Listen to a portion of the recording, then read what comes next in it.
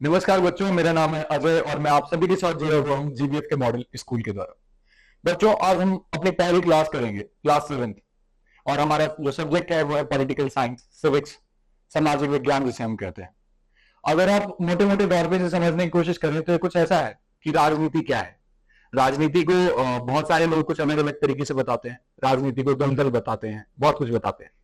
लेकिन जब यही बात हम बिहार के परिप्रेक्ष्य में करते हैं तो कुछ बदल जाता है। बिहार का होना और राजनीति को ना जानना कुछ ऐसा है कि बिहार में पैदा होना लेकिन बिहारी न कहलाना। अगर आप एक बिहारी हैं और आपको राजनीति की समझ नहीं है तो ये बहुत ही अटपटा है। ये कुछ ऐसा है कि समझ लो कि दाल में नमक नहीं है। हर एक बिहारी को कहीं ना कहीं राजनीति का बहुत अच्छा ज्ञान होता है।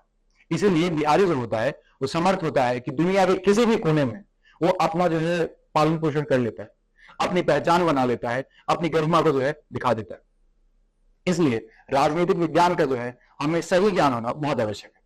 और इसी के संदर्भ में आज मैं आपसे जुड़ा हूं जीवन के इस मॉडल के द्वारा, और मैं अपनी पूरी कोशिश करूंगा कि मैं जितना कर सकता हूं, जितना सही ज्ञान आपको दे सकता हूं, जितना इसकी समझ है इसको बढ़ा सकता हूं, उसमें आपकी मदद करूं।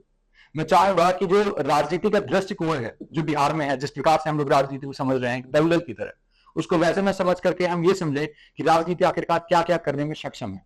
अगर आप एक अच्छे राजनीतिज्ञ हैं, अगर आप एक अच्छे नेता बनते हैं तो इससे आप अपने देश के लिए, अपने राज्य के लिए, अपने आसपास के लिए कितना कुछ बदल सकते हैं। राजनीति की शुरुआत कहीं ऊपर से नहीं होती है। राजनीति की शुरुआत होती है हमसे और आपसे। राजनीति कहां से सीखी गई है? एक परिवार से, एक कस्बे से, एक मोहल्ले से, फिर उसके बाद थोड़ा बढ़े, फिर और बढ़े, राज्य बने, देश बने, आज इंटरनेशनल है, सब कुछ अंतरराष्ट्रीय है, वहां पर भी राजनीति है। राजनीति को समझने के लिए घर और मोहल्ला जैसी चीजों का अगर आप एग्जाम्पल देकर समझने की कोशिश करेंगे तो आप समझ पाएंगे कि राजनीति कहां से शुरू हुई थी। राजनीति को जैसे दिखा दिया गया है, हमेशा वो राजनीति वैसी थी नहीं और हमेशा वो राजनीति वैसी है नहीं।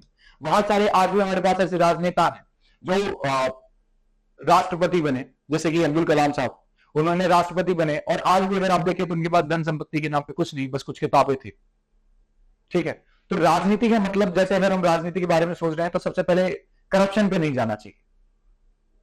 यही मेरी जो है इच्छा है। मैं चाहता हूं कि जब मैं आपको पढ़ाऊं और जब हमारी क्लास खत्म हो तो आप लोग राजनीति को कुछ ऐसे समझे कि राजनीति से हम लोग क्या कुछ बदल सकते हैं। जो आपके दिमाग में राजनीति से दलदल है वहां से आप बाहर निकलें और राजनीति की एक अच्छी समझ लेकर के उतरें। इसी के साथ आज हम हमारा पहला चैप्टर स्टार्ट करेंगे। हमारा जो पहला चैप्टर है, अध्याय, यह लोकतंत्र में समानता। लोकतंत्र क्या होता है इसके बारे में हमने पिछली कक्षाओं में पढ़ा था। कक्षा 6वीं में आपने पढ़ा था कि लोकतंत्र क्या होता है। अंग्रेजी में इसे डेमोक्रेसी कहते हैं। समानता के बारे में बात करते हैं। समानता क्या है? एक दूसरे के बराबर बैठना। हर एक कक्षा में जब आप बैठे होते हैं, जब मैं भी स्टूडेंट हुआ करता था, मैं बैठता था क्लास में, और जब कोई समानता की बात करता है तो मुझे ये चीज बहुत ही अटकती थी, पछता नहीं था मुझे इजीली। बोला कहीं समानता भी बात कर रहा है, कहीं कुछ बात कर रहा है, और देखा तो लड़कों को जो है वजीफा नहीं मिल रहा है, लड़कियों को वजीफा मिल रहा है। कहीं पे पता चल रहा है कि हम घर पे समानता की बात कर रहे हैं और जब रक्षाबंधन का दिन है तो रक्षाबंधन में दीदी को जो है ज्यादा पैसा मिल रहा है, हमको कुछ मिल ही नहीं रहा है। ठीक है, तो समानताएं जो है कई तरह से है, कई सारे संदर्भ है उसके, कई तरह से हमें देखने की कोशिश है कि आखिरकार समानता है, लेकिन किस तरह की समानता? समानता पैसों में समानता देख रहे हैं कि जो मजदूरी काम करने वाले आ रहे हैं वहां पे एक औरत है, एक आदमी है, औरत को जो है 300 रुपये मिल रहा है और जो आदमी उसको 500 रुपये मिल रहा है। काहे? ये समानता है? नहीं। क्यों? क्योंकि हम मानते हैं कि जो औरत है वो कम काम कर पा रही है और जो आदमी वो ज्यादा काम करता है, उसके पास बल ज्यादा है। तो इसके हिसाब से समानता तो नहीं है भाई। समानता क्या है कि काम बराबर में नहीं हो रहा है। ठीक है, तो यहाँ पे जो है असमानता आ गई क्योंकि दोनों लोग बराबर में काम नहीं कर पा रहे हैं। एक में थोड़ा सा कम बल है, एक में ज्यादा बल है। इसके हिसाब से जो है आप उनको जो है पे कर रहे हैं। एक को 300 पे कर रहे हैं, एक को 500 रुपए पे कर रहे हैं, है ना। लेकिन अब अगर हम लोग सिर्फ पे के बारे में बात करें कि भाई तनख्वाह के हिसाब से सिर्फ हमें समानता दिखती है, तो यहाँ पे तो असमानता आ गई, है ना। इसीलिए जब हम लोग समानता के शब्द को सुनते हैं तो हमें डायरेक्टली किसी एक चीज में कोट करके एक विश्लेषण नहीं बना लेना है। हमें ये नहीं समझना है कि अच्छा हर एक चीज, कहीं समानता नहीं है, हम लोग तो बस समानता समानता किताबों में नहीं। हमें एक समझ को देखना पड़ेगा कि आखिरकार किसकी वजह से क्या हो रहा है। आजकल का जो सबसे बड़ा टॉपिक है वो है रिजर्वेशन, आरक्षण। बहुत सारे ऐसे लोग हैं, बहुत सारे ऐसे ग्रुप हैं जहां पे आरक्षण को जो है पचा नहीं पा रहा है आदमी। किसी को ये नहीं पता है कि कैसे ये काम चल रहा है। तो मैं इसके लिए एक छोटा सा एक एग्जाम्पल लेंगे, हम लोग उदाहरण लेंगे कि बच्चों आज भी अगर आप समाज में निकलेंगे और आज आपसे किसी ने बोल दिया अरे वाह क्या ठकुराई किया तुमने, ठीक है, या अगर बोल दिया कि अरे वाह क्या ज्ञानी हो तुम, एकदम प्रखंड पंडित हो, प्रचंड पंडित हो, कुछ ऐसे शब्दों का इस्तेमाल करेंगे, तो आज भी आप जो है गौरवान्वित महसूस करते हैं इस शब्द के साथ। और आज हम 21वीं शताब्दी में हैं, ठीक है। इन शब्दों से आप एकदम महसूस करते हैं कि वाह भाई, हमारा जो है सांस बढ़ाया जा रहा है, ऐसा कुछ किया जा रहा है। लेकिन उसी के बाद अगर कुछ ऐसे शब्द हैं जो कि डिमीन करे, जो कि निचली जाति से अगर आप कनेक्ट करते हैं और ऐसे शब्दों से आपको बुलाया जाता है कि ये है तुम, या फिर कोई छोटी मोटी जाति के लोगों के नाम से आपको बुलाया जाए, तो कहीं ना कहीं उस चीज को आज भी आप नेगेटिवली ले रहे हैं। और आज हम 21वीं शताब्दी में, अगर आज के दिन भी हमारी मानसिक जो क्षमता है वो यहां तक है कि हम लोग इसको इस तरह से सोच रहे हैं, तो ये सोचिए कि आज से 1000 साल पहले, आज से 500 साल पहले, आज से 200 साल पहले स्थिति कैसी रहा करी होगी। और इसी के लिए हमारे पास संविधान आया। संविधान में हम लोगों ने ऐसा मेक श्योर किया कि जो हमारा भविष्य हो, जो भारत जिस तरह की कल्पना हम लोग करते हैं, जो गांधी जी जैसे भारत को समझते थे, जैसे हम लोग राम राज्य की कल्पना करते हैं, वहां पर एक समानता हो। अब उसी के विषय में हम इस अध्याय में पढ़ेंगे। आगे बढ़ते हुए यहाँ पे एक कहानी है जिससे आप थोड़ा बहुत समझने की कोशिश करें कि समानता कैसे काम करती है। चलिए यहां पर हम आगे बढ़ते हैं। आज आने वाले मतदान के लिए फोटो पहचान पत्र बनाने का काम चल रहा है। यह काम पास के सरकारी विद्यालय में हो रहा है। एक लंबी कतार खड़ी है, सभी व्यक्ति अपने वायु में इंतजार कर रहे हैं। पंक्ति में शांता, सलमा, गुरमीत, पूनम, राजेश, हमीद आदि सभी खड़े हैं। तभी ज्योति आती है। पूनम जो गुरमीत के पीछे खड़ी है, ज्योति की यहाँ चौका बर्तन का काम करती है। बच्चों अब आप यहाँ पे ये समझिए कि मतदान देने के लिए, वोट देने के लिए आपको वोटिंग और वोटर आईडी कार्ड की जरूरत पड़ती है। लेकिन जब वोटर आईडी कार्ड बन रहा है तो आप यहां पर देखिए कि यहां पर दो पक्ष हैं, ठीक है। यहां पर अगर हम देख रहे हैं कि पूनम और गुरमीत दोनों उसी लाइन पे खड़े हैं, दोनों समानता के साथ खड़े हैं, लेकिन अंतर देखिए, चौका बर्तन का काम कर रही है। यहाँ पर एक स्त्री है जो दूसरी यहाँ पे चौका बर्तन का काम कर रही है। मतलब पैसे से वे दोनों असमान है, लेकिन राजनीतिक दृष्टिकोण में अगर उन दोनों को आप देखें तो उन दोनों के पास एक ही राइट है। उन दोनों को समान लाइन में खड़े होकर के समान प्रोसीजर के थ्रू जाना है, तभी उन दोनों का जो है मतदाता कार्ड बनेगा। तो यहां से समझ में आता है कि उन दोनों के पास समानता तो है। अब यहाँ पे जो समानता है वो किस रूप में है, यहाँ पे दिख जाता है कि इकोनॉमिकली कहीं आज भी जो पैसा है जो उनके पास में, उसमें थोड़ा सा बदलाव है, लेकिन जो राज्य जो आपको हक देता है, जो अधिकार देता है, उसमें सबके लिए समानता है।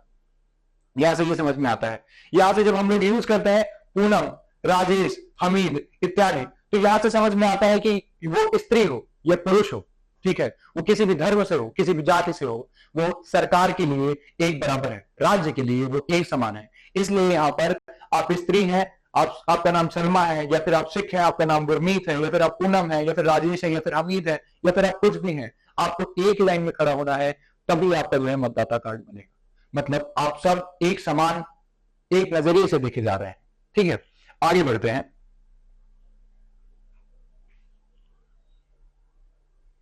अब यहाँ पर दो लोगों के बीच में बातचीत का कुछ सिलसिला है जिसके बारे में हम पढ़ेंगे कि दीदी यहाँ ये मेरी जगह पर, पूनम जो है कह रही है, और ज्योति कहती है नहीं मैं कतार में लगूंगी। पूनम, दीदी आज मुझे काम पर आने में देर होगी। पूनम जो है काम करती है ज्योति के यहाँ, जैसा कि हम लोगों ने पिछले पैराग्राफ में पढ़ा था। अब यहाँ पर इन दोनों के बीच में कुछ बातें चल रही हैं, और इन बातों के हिसाब से जब आप पढ़ेंगे तो यहाँ पे समझ में आता है कि किसकी रिस्पॉन्सिबिलिटी कितनी ज्यादा है, किसके पास आय कितनी कम है, और कैसे एक दूसरे पर कोई इंडिपेंडेंट है, कोई डिपेंडेंट है। इंडिपेंडेंट मतलब आपका अपना है सब कुछ, आपको किसी और के ऊपर आप निर्भर नहीं है, ठीक है। और यहाँ पे जो डिपेंडेंट है वो दूसरे के ऊपर निर्भर है, ऐसा कहला रहा है। तो पूनम की जो आय है वो ज्योति के ऊपर डिपेंडेंट है। क्यों? क्योंकि पूनम ज्योति के यहाँ पे काम कर रही है, ज्योति उसको देगी, पैसा देगी, उसके हिसाब से पूनम के यहाँ पर तय होगा। लेकिन यहाँ पर जब लाइन करी हुई है तो इन दोनों पे इसका कोई फर्क नहीं पड़ रहा है। आपकी आय क्या है इससे राज्य को मतलब नहीं है। राज्य आपको जो अधिकार देता है वह समानता का अधिकार दे रहा है। यहाँ से आय के हिसाब से आपको कोई एक दूसरे से अलग नहीं किया जाएगा। ये इसमें जो है बताया गया है। आगे बढ़ेंगे।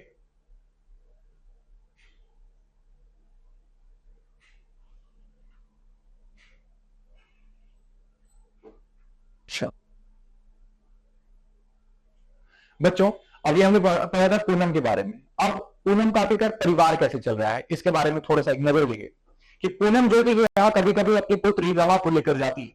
रवा की आयु 7 वर्ष की है तथा ज्योति की बेटी शालिनी की आयु 5 वर्ष की है। शालिनी शहर के एक बड़े स्कूल में पढ़ती है। वह प्रतिदिन बस से स्कूल जाती है। कई बार रमा शालिनी की बस्ती को लेती है, शालिनी को बस पर तक पहुंचाती है। कतार में खड़े होकर के जहां पूनम को समानता का एहसास हो रहा था, वहीं रोजमर्रा के जीवन में कुछ अलग से महसूस होता है। सरकारी स्कूल बस्ती से दूर होने की वजह से रमा को एक छोटे प्राइवेट स्कूल में भेजना पूनम की मजबूरी है, परंतु उसके पास बच्चे को प्राइवेट स्कूल भेजने के लायक पैसे नहीं है। बच्चों, अगर आप इन वाक्यों को पढ़ते हैं तो आपको कुछ समझने की जरूरत है, ठीक है। बस आप इसलिए ना पढ़िए कि आपका सिलेबस कंप्लीट हो, इसलिए पढ़िए कि आप इस समाज को समझ सकें। यहाँ पे इस समाज से क्या समझ में आता है कि दो लोग हैं जो कि लगभग एक ही आयु के, 1-2 वर्ष का अंतर है, ठीक है, लेकिन उन दोनों का जो जीवन शैली है उसमें कितना ज्यादा प्रभाव है, कितना ज्यादा अंतर है। क्योंकि आपके पास कहीं ना कहीं आर्थिक समानता नहीं है, ठीक है। आज पूनम की बेटी है शालिनी, और जो ज्योति की बेटी है, सॉरी ज्योति की जो बेटी है वह है शालिनी, और जो पूनम की बेटी है वह है रमा। पूनम की बेटी जो रमा है और जो शालिनी है, इन दोनों के बीच में सिर्फ 2 वर्ष का अंतर है, लेकिन देखिए इन दोनों की जो जीवन चल रहा है वो कितनी अलग है। आज अगर रमा को स्कूल जाना है तो रमा के पास इसका ऑप्शन नहीं है, क्यों? क्योंकि उसकी माँ के पास उतना आय नहीं है, ठीक है। सही, रमा जो है उसके पास आय है, लेकिन जो पूनम की पुत्री है उसके पूनम के पास आय ना होने की वजह से वो दूर नहीं जा पा रही है। उसके पास बस फैसिलिटी नहीं है, उसके पास बड़े बड़े स्कूल्स नहीं है। लेकिन यहाँ पर इसमें क्या है, जो ज्योति की बेटी है उसके पास ऐसी सारी कैपेबिलिटीज है, उसके पास पैसे होने की वजह से वो कहीं बड़े स्कूल्स में जा पा रही है, वो बस से जा पा रही है। और अंतर कितना है कि एक समान आयु के होने के बावजूद एक जो है किसी दूसरे का काम कर रही है। कैसे? वो जब उसका बस्ता लेकर के जा रही है दूसरे के लिए, तो आपको दिखाता है कि ये देखो ये मेरे काम के लिए है, ठीक है। ये एलीट वाला जो है फीलिंग दे रहा है। तो समाज में सरकार की तरफ से तो समानता है, पर क्या आय वाली समानता है? यहाँ पे यह सवाल आता है। तो हमें समझ में आता है कि सरकार जो है हमें समानता देती है, वो हमें देती है हमारे राइट्स पे, हमारे अधिकारों पे, ठीक है। सरकार हमें इकोनॉमिक जो है समानता नहीं देती है, हमें हमारी जो आय है उसमें अभी समानता नहीं है, ठीक है। आगे अब देखिए यहाँ पर जो है पूनम को समानता का एहसास तो हो रहा था, क्योंकि अभी तक वो लाइन में खड़ी थी, जहां पर वो खड़ी थी वहीं उसकी मैडम भी आई थी। लेकिन वहीं पर उसकी जब उसने पुत्री को देखा होगा, जो उसने अपनी बेटी को देखा, और जब उसने अपनी मेम साहब की पुत्री को देखा, तब उसको समझ में आया कि नहीं, समानता वहां पर था लेकिन यहाँ पर समानता नहीं है, ठीक है। आगे बढ़ेंगे। लोकतंत्र के लिए यह एक बड़ी समस्या है कि कुछ मायने में जैसे वोट देने के अधिकार में तो समानता है, परंतु रोजमर्रा की जिंदगी में कई प्रकार की असमानताएं हैं। देश का हर वयस्क, चाहे उसकी आर्थिक स्थिति कुछ भी हो, एक वोट का हकदार है। दूसरी तरफ लोगों की गरीबी और जीवन यापन के लिए रोटी, कपड़ा, मकान, शिक्षा एवं स्वास्थ्य का अभाव है। हम इन बातों को समझे और असमानताओं को दूर करने के लिए क्या किया जा सकता है, विचार करें। बच्चों, ऐसी कई सारी स्थितियां हैं जहां पर आपको, जैसा मैं अभी तक बताता आ रहा हूं, कि आपके पास अधिकार हैं जो कि सरकार आपको देती है वो एक समान है, लेकिन आपके पास जो रोजमर्रा के जीवन के जीने के साधन है उसमें समानता नहीं। आखिरकार इस समानता को लाने के लिए आप क्या कर सकते हैं, कैसे किया जा सकता है, इसके बारे में विचार करें। अब आप थोड़ा सा अपने दिमाग को दौड़ाएं तो कई सारी स्थिति आती हैं। अब ऐसा हो सकता है कि आप सोच सकते हैं कि जैसे मान लीजिए मैं हूं, ठीक है, और मेरा एक भाई है, हम दोनों लोग जो है, मैं 5,000 रुपए कमा रहा हूं और वो 50,000 रुपए कमा रहा है। तो जब परिवार में देने की बारी आएगी, अगर मेरे घर में किसी की तबियत खराब होती है मान लीजिए, तो हम क्या करेंगे? क्या मैं और मेरा भाई एक साथ एक ही बराबर पैसे देंगे? क्या मैं भी 5,000 दूंगा और मेरा भाई भी 5,000 रुपए देगा? क्या उसमें इलाज हो पाएगा? नहीं। वहां पर हम लोग एक समान नहीं हो सकते हैं।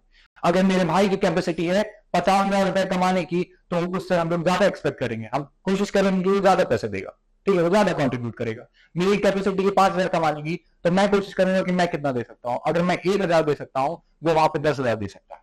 या से हम 11,000 रुपए जो है इकट्ठा करेंगे, लेकिन क्या समानता है? नहीं। तो इसी तरह से जो हमारे टैक्सेशन है, जैसे हम लोग कर लगाते हैं, वो इसी तरह लगाते हैं। इसमें क्या होता है कि जो ज्यादा कमा रहा है उसको ज्यादा देना है, जिसकी आय ज्यादा है वो ज्यादा कंट्रीब्यूट करता है, वो ज्यादा कर देता है सरकार को, जिससे कि सरकार हमारे लिए स्कीम्स ला पाती है, हमारे लिए योजनाएं ला पाती है, और हमारे जितनी भी समस्याएं हैं उनके लिए समाधान लाती है। तो एक तरीका तो ये हो गया। और भी कई सारे विचार हैं जो आपके दिमाग में आने चाहिए कि कैसे वह समानता लाई जा सकती है। समानता ऐसे भी लाई जा सकती है कि किसी को भी जब आप पैसे देंगे, जो आप आय देंगे, वो सबको एक समान ही काम करे या ना करे। पर क्या ये सही होगा? नहीं, नहीं ना। कई तो ऐसे और भी वैसे सारे विचार आ सकते हैं, तो विचारों को आने दीजिए, ठीक है।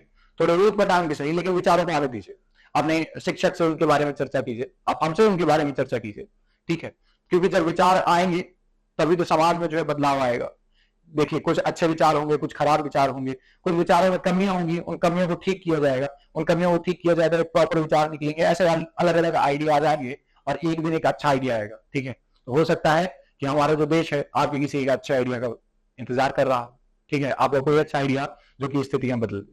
ठीक है, तो प्लीज इसके बारे में सोचेंगे। अब आगे बढ़ते हैं बच्चों, ये कुछ क्वेश्चन है वो दिमाग में आने चाहिए आपके कि अब तक रमा स्कूल क्यों नहीं गई। ठीक है, आखिरकार रमा को भी तो स्कूल जाना चाहिए ना, क्योंकि शालिनी तो स्कूल जा रही है और शालिनी और रमा में एजुकेशन में जो है दोनों पढ़ाई करती हैं, दोनों स्कूल जाती हैं, लेकिन वो स्कूल नहीं गई। क्यों नहीं गई वो? क्योंकि उसको अपनी माँ का हाथ बटाना था। ठीक है, तो जो रिस्पॉन्सिबिलिटीज गरीब घर के बच्चों के ऊपर है वो अमीर घर के बच्चों के ऊपर भी नहीं। ठीक है, यहां से ये समझ में आता है कि जब आपके पास में आय में असमानता होती है तो ऐसा कुछ होता है। उसका प्रभाव क्या होता है कि आपके घर का जो बच्चा है वो उतना अच्छे से नहीं पढ़ पाता जितना उसको पढ़ना चाहिए। ठीक है, अगर सवाल है कि पुनः की असमानता का एहसास क्यों होता है, पुनः को असमानता का एहसास कब होता है, क्यों नहीं होगा? जब आप देखेंगे कि जो एक माता है, ठीक है, वो जिसके घर में काम करने जाती है, जो उसकी बेटी है वो उसी की बेटी की उम्र की है। ठीक है, जो यहाँ पे शालिनी और रमा है वो दोनों कहीं ना कहीं एक ही उम्र की है, लेकिन उन दोनों की जीवन शैली में कितना ज्यादा अंतर है। एक दूसरे का बैग उठा के जा रही है, ठीक है, एक बड़े स्कूल में जा रही है ना, और एक के लिए छोटा स्कूल में बिना मुश्किल है। तो ऐसी स्थिति है, तो यहाँ से एक असमानता का पता चलता है। तो हम लिखेंगे कि आखिरकार क्यों होता है, उसको जब अभाव होता है, किसी चीज का अभाव होता है जो वहां से कंपेयर करती है, तब उसे असमानता का एहसास होता है। आपके आसपास किस प्रकार के स्कूल हैं? हमारे आपके मेरे आसपास कई सारे स्कूल हैं, आपके आसपास भी ऐसे स्कूल होंगे। आप ऐसे स्कूलों का वर्णन कीजिए। प्राइवेट स्कूल होंगे, सरकारी स्कूल होंगे, साथ ही साथ कुछ अर्ध सरकारी स्कूल होंगे। ठीक है, कोचिंगें होंगी, कई सारे वैसे गुरुकुल होंगे। ऐसे स्कूलों के बारे में यहाँ पे जो है आपको वर्णन करना है। अच्छा अच्छा स्कूल आप किसे मानेंगे, आपस में चर्चा करें। बच्चों आपके हिसाब से एक अच्छा स्कूल क्या होना चाहिए? एक अच्छा स्कूल वह होना चाहिए जहाँ पे अच्छे अध्यापक हो, जहाँ पे आप खेल सकें, जहाँ पे आपको एक अच्छी पढ़ाई का माहौल मिल सके, जहाँ पे आपके पास एक अच्छा खासा इंफ्रास्ट्रक्चर हो, आपके पास अच्छा खासा मतलब ऐसे मान लीजिए टेलीविजन हो, आपके पास लैब हो, है ना, आपके पास अच्छा खासा स्पोर्ट्स ग्राउंड हो, आपके पास अच्छी खासी एक्टिविटीज करने के लिए मौका मिले आपको, और आपको प्रोत्साहित करने वाले लोग बोले आप। ठीक है, वो एक अच्छा स्कूल होगा। आपकी राय में इसमें और क्या क्या जोड़ा जा सकता है एक अच्छा स्कूल बनाने के लिए, आप उसके बारे में लिखें। बाल संसद और समानता। बच्चों बाल संसद क्या होती है? बाल संसद क्या है कि एक राजनीतिक जो माहौल है, जैसे आप देखते हैं ना कि मंत्री जी हैं और विधायक चाचा हैं हमारे, और बहुत सारे वैसे वैसे जो नेता लोग होते हैं, उन सभी का एक रूप, उन सभी का एक नाटक क्रिया हुए हम लोग बनाते हैं। हम लोग पहले समझ सकें कि आखिरकार वहां पे काम कैसे होता है, इसको अपने जीवन पे कैसे उतारें, आखिरकार उनके जीवन को हम कैसे समझें। इसके लिए जो है एक नाट्य रूपांतर होता है, उसी को हम लोग बाल संसद और समानता के बारे में बात करते हैं। चलिए इसके बारे में थोड़ा सा पढ़ते हैं कि तुम सभी ने अपने विद्यालय में बाल संसद के गठन में भाग लिया होगा। इसके लिए चुनाव के पहले कक्षाओं को 5 समूहों में बांटा जाता है। प्रत्येक समूह में सभी कक्षाओं के छात्र छात्राएं शामिल होते हैं। इसमें 5 ऐसे समूह तैयार कर लिए जाते हैं जिसमें सभी कक्षाओं के छात्र छात्राएं एक साथ शामिल होते हैं। 5 समूह अपने अपने समूह से 2 प्रतिनिधि का चुनाव करते हैं। बच्चों बिहार सरकार में जो सरकारी स्कूल है, जो प्राइवेट स्कूल है, वहां पे ऐसे बाल संसद जो है बनाई जाती है। वहां पे अलग अलग 5 ग्रुप बनाए जाते हैं और उन ग्रुपों में कुछ प्रतिनिधि होते हैं। प्रतिनिधि क्या होता है? प्रतिनिधि वह होता है जो आपका प्रतिनिधित्व करे। प्रतिनिधित्व कैसे? मान लीजिए एक ग्रुप है जहां पे 10 लोग हैं, 15 लोग हैं। अब उनकी जो डिमांड है वो 15 के 15 लोग चिल्लाएंगे तो कैसे समझ में आएगा भाई? किसी को समझ नहीं आएगा। इससे बड़े में क्या किया जाएगा कि कोई एक आदमी जाकर के उन सभी की डिमांड सामने रख दे, उन सभी की मांग सामने रख दे, बताए कि हम सब ये चाहते हैं। तो वह आदमी जो आगे आकर के उन सभी की डिमांड्स को, उन सभी की बातों को आगे रख रहा है, उसको हम लोग प्रतिनिधि कहते हैं। ठीक है, और ऐसा प्रतिनिधि जिसका चुनाव हम सभी करते हैं वही हमारा नेता कहलाता है। उसी के विषय में यहाँ पर चर्चा है। तो जब यहाँ पे 5 ग्रुप बनेंगे, हर ग्रुप में जो है 2-2 प्रतिनिधि चुने जाएंगे। तो वहां से आपको समझ में आएगा कि मतदान कैसे होता है, आप वोट कैसे डालते हैं, आप चुनाव कैसे करते हैं, आपका नेता कैसे चूज किया जाता है। आगे बढ़ते हैं। मानवीय गरिमा और असमानता। मानवीय गरिमा, मानवीय ह्यूमन डिग्निटी जिसे अंग्रेजी में कहा जाता है, डिग्निटी, गरिमा। ठीक है, जो है गरिमा को चोट नहीं पहुंचना चाहिए कभी भी। ठीक है, बिहार में अगर आपकी गरिमा को चोट पहुंच गया तो फिर आदमी कुछ भी कर गुजर सकता है। और इसके बहुत सारे उदाहरण हैं। अगर कभी किसी ने कह दिया कि तुमसे कुछ नहीं होगा तो बिहार का आदमी पता है मतलब एकदम हो सकता है समंदर पार कर जाए। IIT बिना पढ़े बिना कोचिंग किए मतलब वो आईआईटी के एग्जाम निकाल सकता है, बड़ा से बड़ा अफसर बन सकता है, आईएएस बन सकता है, आईआईएम में जा सकता है। ऐसा कुछ नहीं है जो बिहार का नागरिक नहीं कर सकता अगर उसकी गरिमा पे चोट पहुंचा दिया जाए। आज उसी गरिमा के बारे में जो है हम यहाँ पे चर्चा करेंगे, ह्यूमन डिग्निटी। ठीक है, मानवीय गरिमा और असमानता। अब आपकी डिग्निटी क्या है और असमानता क्या है, वहां पे जब आपकी गरिमा को चोट कैसे पहुंचती है। ठीक है, आप कहीं पे खड़े हैं और आपको अगर कोई इस बात पे बता दे कि हटो तुम्हारे कपड़े फटे हुए हैं, ये ना देखे कि आप कितने प्रभावशाली है। मैं मान लीजिए मैं यहाँ पे खड़ा हूं, ठीक है, मैं आपको अच्छे से पढ़ा रहा हूं, लेकिन अगर मेरे सिर्फ ये चीज से हटा दिया जाए कि मैं काले रंग का हूं, तो ये मेरी गरिमा को चोट है। क्यों? क्योंकि मेरा यहाँ पे पढ़ाना कर्तव्य है, मुझे इस चीज से जांचा जाना चाहिए कि मैं कितना अच्छा पढ़ा रहा हूं, ना कि इस चीज से कि मैंने क्या पहना है, मैं कैसा दिख रहा हूं। तो यहाँ पे मेरी गरिमा को जो है ठेस पहुंचेगा और ऐसे में असमानता आती है। तो इसी के बारे में हम लोग यहाँ पे चर्चा करेंगे कि मानवीय गरिमा क्या है और असमानता क्या है, इन दोनों के बीच में लेना देना क्या है, इन दोनों के बीच में रिलेशन क्या है। ठीक है, इसके बारे में हम लोग पढ़ते हैं। जब लोगों के साथ असमानता का व्यवहार होता है तो वो होता है तो उनके सम्मान को भी ठेस पहुंचती है। यही बात नीचे दिए गए उदाहरणों से देख सकते हैं। गांधी जी की अफ्रीका यात्रा। बच्चों, आज हम गांधी जी का उदाहरण लेते हुए समझेंगे कि आखिरकार असमानता से कैसे जो है आपकी गरिमा को ठेस पहुंचती है। गांधी जी जो है भारत में आए, ठीक है, भारत में पैदा हुए, इंग्लैंड में गए, पढ़े लिखे, लेकिन उनके साथ क्या है कि उनको जो है अच्छी नौकरी नहीं मिल रही थी कुछ समय के लिए। क्योंकि पहले अगर आपको पता हो तो गांधी जी ने जो है वकालत करी थी इंग्लैंड में जाकर के। अब वकालत करी तो उन्हें चस्का हुआ कि भाई वकील बनेंगे, लेकिन अच्छी खासी कहीं नौकरी नहीं मिल रही थी। तो उनके कोई रिश्तेदार थे, कोई जान पहचान वाले थे, उन्होंने बोला कि काम करो, अफ्रीका में मेरा ये काम है, आप अगर यहाँ मरा जाओगे तो मेरी मदद हो जाएगी और मेरा काम हो जाएगा। अब गांधी जी को भी जरूरत थी, गांधी जी पहुंच गए अफ्रीका। जब गांधी जी अफ्रीका पहुंचे तो काम वाम तो मिलना ठीक था, लेकिन उसके पहले उनके साथ एक दुर्घटना हो गई।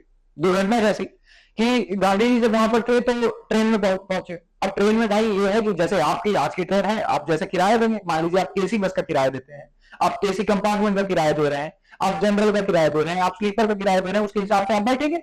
भाई जिसने जितना पैसा दिया है उसके हिसाब से जाके बैठ रहा है। गांधी जी ने भी टॉप क्लास का पैसा दिया और जाके अच्छे से कंपार्टमेंट में बैठ गए। ठीक है, गांधी जी को तो लगा भाई मैंने पैसा दे दिया है, बैठने की सीट है, उसका पैसा देते हैं, मैंने पैसा दिया, मैं बैठ रहा हूँ। लेकिन क्या हुआ कि वहां पे टिकट कलेक्टर आया, टिकट वाला बोलता है कि आ रहे तुम यहाँ पे कैसे? बोला मैं यहाँ पे ऐसे क्योंकि मैंने पैसा दिया है। बोला नहीं नहीं नहीं, ऐसे काम नहीं होगा, पैसा आप दें या ना दो उससे फर्क नहीं पड़ता, लेकिन ये जो सीट है वो सिर्फ और सिर्फ गोरे लोगों के लिए, और तुम जो कह रहे हो फॉरनर, और तुम जो है सॉरी तुम जो कह रहे हो तुम काले। ठीक है, तो रंग भेद वहां पे किया गया और गांधी जी को अगले स्टेशन में फेंक दिया गया। यहाँ से गांधी जी को जो है क्या हुआ कि उनके गरिमा को बहुत बड़ी जो है चोट पहुंची। गांधी जी जो कि एक सामान्य फैमिली से थे, जिसको अच्छे खासी फैमिली से सामान्य क्या कि वो बाहर पढ़ के आ रहे हैं, अच्छे से ज्ञान है उनको, ठीक है, यहाँ पे ट्रेवल कर रहे हैं, अच्छा खासा पैसा दे रहे हैं, लेकिन उसके बाद भी इन सब चीजों को हटा करके उनके रंग से उनका भेदभाव किया गया और उनको जो है ट्रेन से उतार दिया गया। अब रंग भेदभाव जो आया, यहाँ से उनको असमानता नजर आई और जब उनके साथ ये असमान व्यवहार हुआ तो उनकी गरिमा को चोट पहुंची। तो यहाँ से हमें समझ में आता है कि बच्चों, जब कहीं की सरकार, जब कहीं की राज्य सरकार या फिर जो केंद्र सरकार है आपके साथ असमानता का व्यवहार करती है तो आपके पास सबसे पहले क्या होता है, आपकी गरिमा को जो है चोट पहुंचती है। ठीक है, इसका एक उदाहरण जो है हमारे गांधी जी के साथ भी हुआ था। अब आगे बढ़ते हैं। एक आप बीती यहाँ पे लिखी, चलिए उसको भी देख लेते हैं कि मैं एक विवाह समारोह में शामिल होने के लिए निकट की एक संबंधी के यहाँ गया था। उनका परिवार आर्थिक रूप से काफी संपन्न था। समारोह में उपस्थिति प्राय सभी लोग समाज के धनी लोग थे। सभी लोग काफी महंगे सूट बूट में थे तथा गाड़ियों से आ रहे थे। मैं एक साधारण परिवार से हूँ, मुझे ना तो बैठने के लिए और ना ही खाने के लिए पूछा गया, जहां तक कि रात भर मुझे मच्छर काटते रहे और मैं सारी रात जगता रहा। अपने संबंधी तथा अन्य लोगों के व्यवहार से मेरा मन काफी व्यथित हो गया। बच्चों, यहाँ पर आप बेटी बता रहे हैं, जो लेखक हैं, लेखक बता रहे हैं कि देखिए उनके साथ जो है वहां पर कैसा व्यवहार हुआ। आप कहीं जा रहे हैं किसी शादी वादी में, और ऐसा बहुत लोगों के साथ में होता है, कई लोगों ने महसूस भी किया होगा कि कई दफा कई ऐसी जगहें होती हैं जहां पर आपके पास जो पैसा है वो उतना नहीं होगा जितना किसी और के पास में होगा, और कई ऐसी जगह पर होती हैं जितना आपके पास है वहां किसी दूसरे के पास नहीं होगा। तो कैसा फील होता है, कैसा महसूस होता है, उसके बारे में चर्चा है। वह असमानता है, और यहां से जो ये असमानता है यहाँ पे कहीं ना कहीं आपकी गरिमा को जो है ठोस पहुंचती है। तो असमानता से क्या है, असमानता का रिजल्ट ये है कि मानव गरिमा को चोट पहुंचती है, मानव गरिमा का हनन होता है। आगे बढ़ते हैं। असमानता, समानता एवं असमानता के व्यापक स्वरूप। असमानता केवल व्यक्तिगत भेदभाव की बात नहीं है। ऐसा नहीं है कि कुछ ही लोग इस तरह का व्यवहार करते हैं। कई बार रोजमर्रा की जिंदगी में इस तरह के व्यवहार सामान्य दिखते हैं, परंतु इसके पीछे एक गहरी असमानता का भाव छिपा रहता है। नीचे दिए गए उदाहरण हमारे समाज के लोगों की सोच को दर्शाते हैं और समानता असमानता का व्यापक स्वरूप प्रस्तुत करते हैं। बच्चे थोड़ा सा अच्छी इमेज नहीं है, लेकिन मैं महसूस कर रहा हूँ, मुझे पता है कि आपके पास किताबें होंगी, आप प्लीज उसका जो रेफरेंस लें, आप वहां से देखें और आपको समझ में आएगा। ठीक है, मैं पढ़ पा रहा हूं तो आप इसे सुन सकते हैं। वैवाहिक विज्ञापन। बच्चों, जब आप विवाह हो रहा है कहीं पे, तो वहां पे एक पुरुष और एक महिला का विवाह हो रहा है, ठीक है, तो वहां पे समानताएं क्या देखनी चाहिए और क्या देखी जाती हैं, यहाँ पर इसका जो है स्वरूप है यहाँ पे दिया गया है कि क्या क्या मांगे होती हैं। कि लड़का जो है गोरा होना चाहिए, लड़का जो है इस कास्ट का होना चाहिए, इस जाति का होना चाहिए, जाति और बिहार कैसे, ठीक है, लड़का कौन सी जाति का होना चाहिए, ये बहुत ज्यादा इंपॉर्टेंट है, लड़का कौन से धर्म का होना चाहिए, लड़के की आय क्या होना चाहिए। जब आप ये सब पूछते हैं तो क्या समानता है? लड़की नहीं कमा रही है लेकिन लड़का कमाने वाला चाहिए, ठीक है, लड़का इस कास्ट के लिए इसलिए इतना दहेज चाहिए, लड़के की ये नौकरी है इसलिए इतना ज्यादा पैसा चाहिए। ये समानता है क्या? लड़का और लड़की को एक बराबर बराबर माना जा रहा है? ये सारे जो असामान्य चीजें हैं, लेकिन हमारे समाज में जो है ये चीज दिखती ही नहीं है। हम लोगों ने कहीं इस तरह इसको अपने जीवन में इस तरह उतार रखा है कि ये फर्क हमें समझ ही नहीं आता है, ठीक है। तो इन सारी असमानताओं को भी हमें समझना है। हमें समझना है कि जो रोजमर्रा के जीवन में जो छोटी छोटी चीजें हैं जिनको हम लोग इग्नोर कर रहे हैं, जिस पर हम लोग ध्यान नहीं दे रहे हैं, ये भी असमानता को इस तरह से बढ़ाते हैं और इस बढ़ावे को हमें रोकना है। इसीलिए आपको इस सब्जेक्ट को पढ़ना है, इस सब्जेक्ट को समझना है और आपको आगे आना है कि इन असमानताओं को आप दूर कर सके, बिहार में समानताएं ला सके, बिहार का भविष्य को उज्जवल बना सके, बिहार को एक बेहतर बिहार बना सके। आगे बढ़ते हैं। मध्याह्न भोजन और विद्यालय। बच्चों, बहुत सारे विद्यालय जो है वहां पर बच्चे नहीं आते थे क्योंकि वो खाली पेट आना, ठीक है, उनका मन नहीं लगता था। इसके लिए यहाँ पे ऐसी योजनाएं लाई गई कि वहां पर जो है आपको भोजन में व्यवस्था मिलेगी, भोजन की व्यवस्था जो है स्कूल में ही मिलेगी, विद्यालय में मिलेगी, आप आएंगे आपके मैम से जो है यहीं पे दिया जाएगा। ये सरकार की योजना थी, जिससे क्या हुआ कि बच्चे जो है ज्यादा से ज्यादा आने लगे। क्यों? क्योंकि अब उनको निर्भर नहीं होना पड़ता है कि वहां पे घर में खाना बनेगा, मम्मी अगर बाहर जा रही है काम करने के लिए, पिताजी जो है बाहर जा रहे हैं, तो ये इन सब चीजों की वजह से जो कार्कस जो वहां पे चीजें थी, जो प्रॉब्लम थी, जिसकी वजह से वहां पर खाना नहीं बन पा रहा था, अब यहाँ पर जो है उसका सोल्यूशन मिलने लग गया। इसलिए जो स्कूल में बच्चे हैं वो ज्यादा आने लग गए, ठीक है। इसके विषय में यहाँ पे चर्चा की गई है कि देश भर में मध्याह्न भोजन प्रारंभ करने की कई कारण है। कई बच्चे खाली पेट स्कूल आते हैं और उनका मन इस वजह से पढ़ाई में नहीं लगता। बहुत जगह बच्चे स्कूल की आधी छुट्टी से भोजन करने जाते हैं, बाद में वापस ही नहीं आते। कई माताओं को काम छोड़ करके भोजन की व्यवस्था हेतु वापस आना पड़ता है। ऐसा देखा गया है कि भोजन के कारण कई विद्यालयों में न सिर्फ बच्चों की अनुपस्थिति बढ़ी, बल्कि पढ़ाई बीच में छोड़ना भी कम हुआ, ठीक है। ये योजना से बच्चों को भोजन तो मिलता ही है, उनके बीच की सामाजिक दूरियों को भी कम करने का प्रयास इसके माध्यम से किया जाता है। सभी बच्चे एक ही प्रकार का भोजन करते हैं, चाहे उनकी जाति किसी भी प्रकार की हो, कोई भी हो। इसी प्रकार भोजन बनाने के लिए किसी भी जाति के लोग नियुक्त किए जा सकते हैं, चाहे वो दलित या महादलित, ये कोई भी जाति को कई कई भोजन बनाने की वायु की जाति को लेकर विवाद भी हुआ, पर इसे विद्यालय शिक्षा समिति ने अपने स्तर पर सुझाव लेने का प्रयास किया। बच्चों, अब ये जो चीजें हैं बहुत जल्दी तो नहीं बदलती हैं, इसके कारण कई जगह जो है बहुत सारी चीजें होंगी कि भैया जो खाना बना रहा है अगर वो दलित है, अगर महादलित है, तो हम उसके हाथ से खाना नहीं खाएंगे। ऐसे कई सारे केसेस जो है न्यूज पेपर में, अखबारों में, टेलीविजन में, टीवियों में जो है प्रचलित हुए, लेकिन उसका क्या सोल्यूशन निकाला गया? वहां पर समिति टिकी रही इस चीज पर कि नहीं, अब ये जो जाति वाला भेदभाव है, ये जो असमानता का भेदभाव है, ये और ज्यादा नहीं टिकेगा। हम इनको समानता लाएंगे और उन्हें समझाया गया, उनको समझाया गया और यहाँ पर जो चीजें हैं एक साथ लाई गई। इसके पीछे कई सारी चीजें हुई, इसका कई सारे रिजल्ट आया। पहला रिजल्ट ये आया कि जो उपस्थिति है बच्चों की वो बढ़ी। दूसरा ये आया कि जो बच्चे हैं वहां नहीं जाना पड़ेगा, कि वो छुट्टी जब होती है, उनका लंच का जो टाइम होता है, तो वो घर जा रहे हैं फिर वापस आ रहे हैं, ये सब उनका नहीं होगा। उनके माता पिता जिनको काम छोड़ करके वापस आना पड़ता है कि बच्चा हमारा घर आया होगा उसके लिए खाना बना दे, अब उनको ये नहीं करना पड़ेगा। ये चीजें हुई। उसके साथ साथ जो मेन चीजें हुई वो क्या थी कि अब यहाँ पर क्या हो गया कि एक साथ बैठ करके खाना खाया। यहाँ पर हर जाति का बच्चा, हर समुदाय का बच्चा एक साथ बैठ करके खाना खा रहा है। उससे क्या हुआ? समानता आई, वहां से समझ आई कि हम सब एक बराबर। ये जो हुआ इस स्कीम से हुआ। यहाँ पर क्या हुआ कि ये नहीं पूछा जाता कि कौन ऐसी जाति का आदमी जो है आपके लिए भोजन बना रहा है, किस तरह का भोजन आप खा रहे हैं। एक समान जो भी भोजन बना है वो सभी खाएगा, किसी भी धर्म का हो, किसी भी जाति का हो, किसी भी जाति के पुरुष ने, किसी भी जाति की महिला ने उस भोजन को बनाया। बच्चों आते हैं दो शब्द, ठीक है, एक है दलित और दूसरा है महादलित। दलित क्या होता है बच्चों? दलित जो शब्द है वो पिछली जाति के लिए यूज किया जाता है, वह जातियां जो पिछली हुई है, ठीक है, तो निचले स्तर की जो जातियां उसके लिए दलित शब्द का प्रयोग किया जाता है। और उन निचली जातियों में, उन पिछड़ी हुई जातियों में जो कुछ जातियां जो सबसे नीचे रह गई, उन जातियों के लिए महादलित शब्द का प्रयोग किया जाता है। बच्चों ये जो जातियां जो पिछड़ी रह गई, इनके लिए आरक्षण की जो है व्यवस्था है। तो अब आरक्षण को आप कैसे समझते थे और आरक्षण को क्या समझना है, इसके बीच में अंतर है। आपको आरक्षण को ऐसे समझना है कि आरक्षण क्या है। आरक्षण वह है कि जो हमसे पीछे छूट गए थे, जो समाज में हम समाज के उत्थान में कहीं ना कहीं पीछे रह गए, जिनकी हिस्सेदारी रही लेकिन उसको जो है समानता नहीं मिली, जिसको रिकॉग्निशन है वो उतना नहीं मिल पाया, उसकी वजह से जो लोग पीछे रह गए उनका हाथ पकड़कर हम उन्हें एक बराबर लेकर के आ रहे हैं। ये आरक्षण है।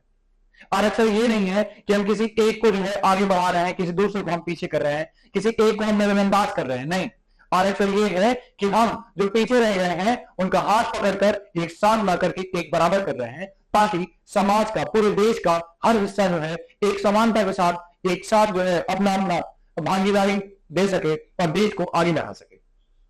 ठीक है, अब आगे बढ़ते हैं कि गरीबी और बेरोजगारी। बच्चों असमानता जो है वो बहुत ज्यादा बढ़ जाती है जब चीजें जो है गरीबी की होती है। बिहार में अगर आप देखेंगे तो आज भी बहुत सारे जो है किसान हैं, और जो किसान है उनके साथ क्या दिक्कत है कि अलग अलग दिक्कतें, दो दिक्कतें एक साथ है।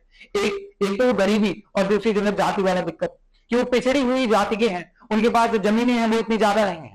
ठीक है, तो अब यहाँ पे उनको दो प्रकार की जो है असमानता का जो है फेस करने पड़ रहा है, सामना करना पड़ रहा है। एक तो कहीं ना कहीं समाज जो है उनके साथ जो व्यवहार कर रहा है, और दूसरा आज के कारण जो है लोग, बच्चों, उनके साथ दिक्कतें होती हैं। उनके पास उस उचित आय नहीं मिलती है जिससे कि वो जो है अपना जीवन यापन जो है अच्छे स्तर पे कर सके।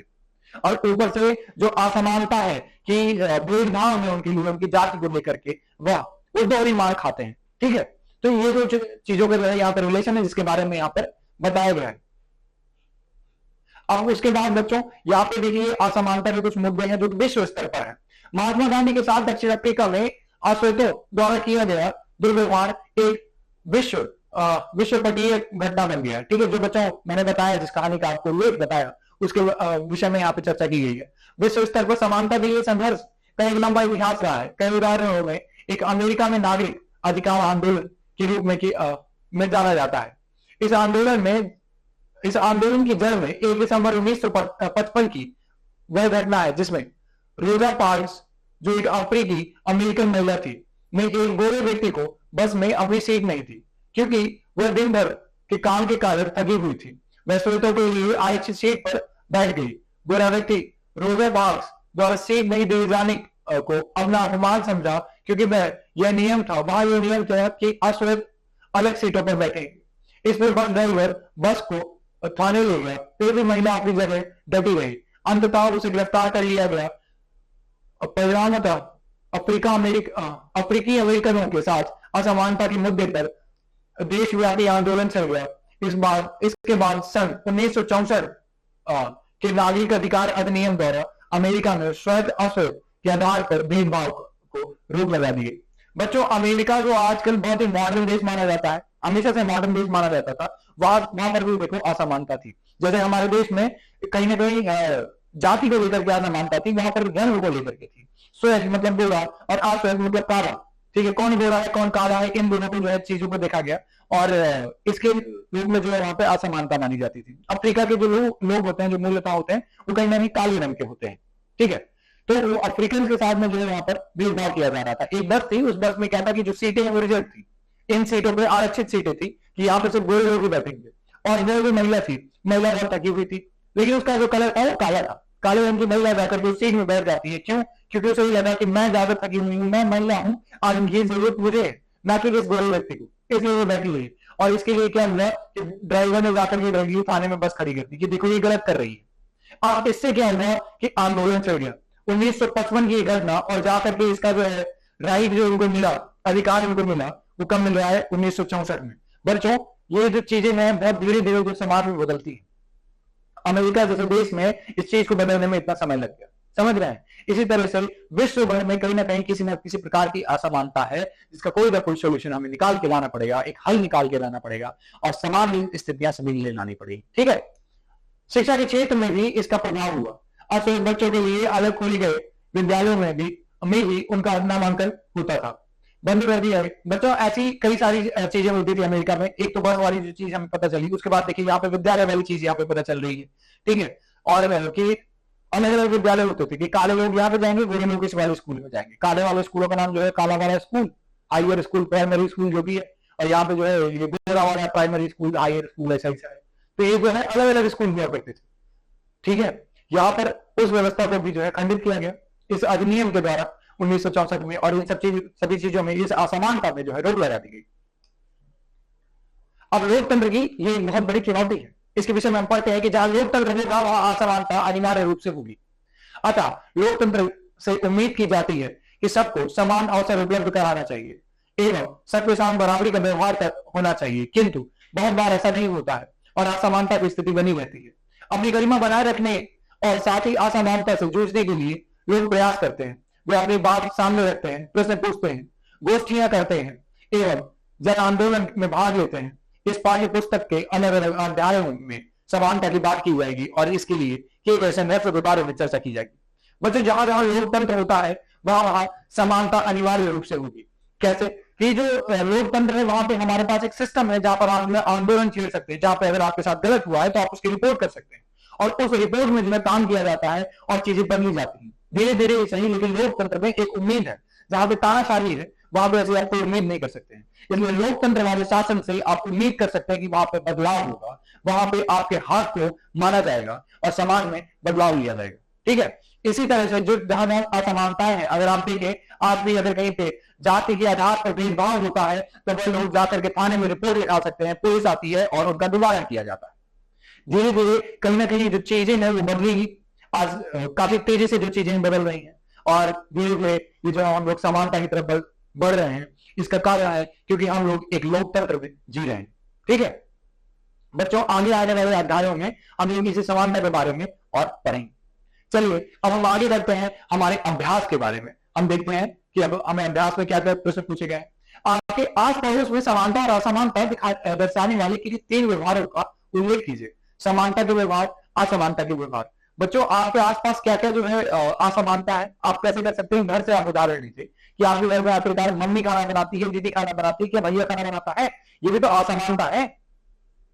ठीक है, दोनों एक ही घर के बच्चे हैं लेकिन दोनों अलग अलग है। ठीक है, आप वहां भी असमानता देखेंगे कि आपके घर के आसपास कोई गरीब घर वाला बच्चा रह रहा है या तो आपसे किसी की बेहतर स्थिति है, तो उसके जीवन में और आपके जीवन यापन में क्या अंतर है, वो किस प्रकार की पढ़ाई पढ़ रहा है, आप किस प्रकार की पढ़ाई पढ़ रहे हैं, या फिर आप किस प्रकार की पढ़ाई पढ़ रहे हैं और ना जो कि आपके नीचे स्तर के लोग हैं वो किस प्रकार की पढ़ाई पढ़ रहे हैं। ठीक है, आखिरकार किस तरह से जो है निचले स्तर वाली जातियों को कैसे उनको जो है उनके साथ कैसे लोग पेश आते हैं, इन सारी चीजों के बारे में देखें, थोड़ा सा समाज में जानने की कोशिश करें और उसको यहाँ पे जवाब लिखें। ठीक है, और समानता कैसे वैसे कि कोई भी चीज देखिए, जिस दिन मत देने जाना है 1 लाइन में खड़े होना है। ठीक है, इन सब के बारे में जो ये 3 चीजें आपको समानता में लिखनी है कि एक जैसा कैसे होता है और अलग अलग व्यवहार कब होता है, वो असमानता में लिखना है। और क्या आपने कभी किसी के साथ असमान व्यवहार किया है, यदि हाँ तो कब और क्यों। ठीक है, कभी कभी ऐसा हो सकता है कि आपके कुछ मित्र हो जिनको आप फेवर करते हैं, जिनके लिए आप थोड़ा सा अलग हो और कुछ के लिए अलग हो, ऐसा होता है हमेशा। काफी बार ऐसा होता है कि जब आप क्लास में बैठे होते हैं तो जो आपके बगल में महिला होती है आप उसको तुरंत कॉपी देते हैं, लेकिन जो आपके बगल में जो आपका मित्र है उसको बोलेंगे कि ठीक है भाई इसको दे दो, तुम जो है कल ले लेना। ये भी कहीं ना कहीं असमानता है। ठीक है, तो क्या आपने कभी कुछ ऐसा किया है, आपको एक बड़े स्तर में इस चीज को लिखना है। क्या आपने कभी किसी के साथ असमानता का भाव किया है, आपको इसके बारे में लिखना है। अगला प्रश्न है, क्या आपको किसी के व्यवहार से ठेस पहुंची है। क्या कभी आपको ऐसा लगा है कि आपको जो चीज मिलनी चाहिए वो नहीं मिली है क्योंकि कोई आपके पास किसी चीज का अभाव है। अगर आपको ऐसे किसी आपके सम्मान को, आपकी जो गरिमा है उसको ठेस पहुंची है तो उसका व्याख्यान इसमें करें, एक छोटी सी कुछ 3-4 लाइनों में लिखें। ठीक है, यदि आप रोजा पार्क्स की जगह दक्षिण अफ्रीका में होते तो आप क्या करते। बच्चों जो रोजा पार्क्स ने किया उसने आवाज उठाई, जो उसके साथ गलत हुआ उसके बारे में उसने आवाज उठाई और उसका क्या हुआ परिणाम स्वरूप आज सभी जो वहां पे लोग हैं जो श्वेत और आश्वेत में भेदभाव का वो खत्म हुआ। तो आपको भी हमेशा ऐसी चीजें करनी चाहिए जो गलत है उसके खिलाफ आप आवाज उठाएं, आप आंदोलन छेड़ें और समाज में बदलाव के लिए चीजें करें। ठीक है, तो जो चीज आपको लग रहा है कि हाँ गलत है उसके ऊपर प्रश्न पूछें। 2005 में भी वही किया था, आपसे भी यह उम्मीद की जाती है कि आप भी गलत को रोकेंगे। ठीक है, आगे बढ़ते हैं। क्या कभी आपने पंक्ति में खड़े लोगों के बाद में आने के बावजूद आगे होने का प्रयास किया है? यदि हाँ तो क्यों? बच्चों, लोग लाइन में क्यों खड़े होते हैं? ताकि सबको समानता के साथ अवसर मिल सके, जो जितनी जल्दी आया है उसको पहले, जो जितने बाद में आया है उसको लेट, इसके हिसाब से जो है समानता एक महसूस हो। क्या आपने कभी ऐसी कोशिश की? यार लाइन तो बहुत बड़ी है, बहुत ज्यादा टाइम लगे, काम करते हैं, जो है आगे जाकर के खड़े हो जाते हैं। तो भैया तुम तो आगे खड़े हो गए, तो पहले से तो खड़ा होता रहा क्या? नहीं ना, ऐसा क्यों? तुम आगे खड़े हुए तो क्यों? समय बचाने के लिए। जो पीछे खड़ा है क्या उसका समय मूल्यवान नहीं है? इसके बारे में विचार कीजिए और उसका उत्तर स्वयं लिखिए। असमानता के कई रूप हैं, ये कैसे कह सकते हैं? बच्चों, असमानता कई प्रकार की होती है, जिसके बारे में हम लोगों ने व्याख्यान किया। हम लोगों ने समझा कि किसकी कितनी आय है इसके रूप में असमानता है, कौन पुरुष है कौन महिला है इसके रूप में असमानता है, कौन श्वेत है कौन अश्वेत है इस रूप में असमानता है, किसकी जाति क्या है इसके रूप में असमानता है, किसका धर्म क्या है इसके रूप में असमानता है। ऐसे जो असमानता है इसके बारे में आपको यहाँ पे लिखना है। ठीक है, और यहीं से जो है हमारा जो चैप्टर है ये खत्म होता है। ये अभ्यास खत्म होते ही हम लोग आगे बढ़ेंगे, लेकिन मैं चाहता हूं कि इस अभ्यास की सीख आप हमेशा अपने साथ रखें। धन्यवाद। मैं आपके सुखद और अच्छे जीवन की प्रार्थना करता हूं।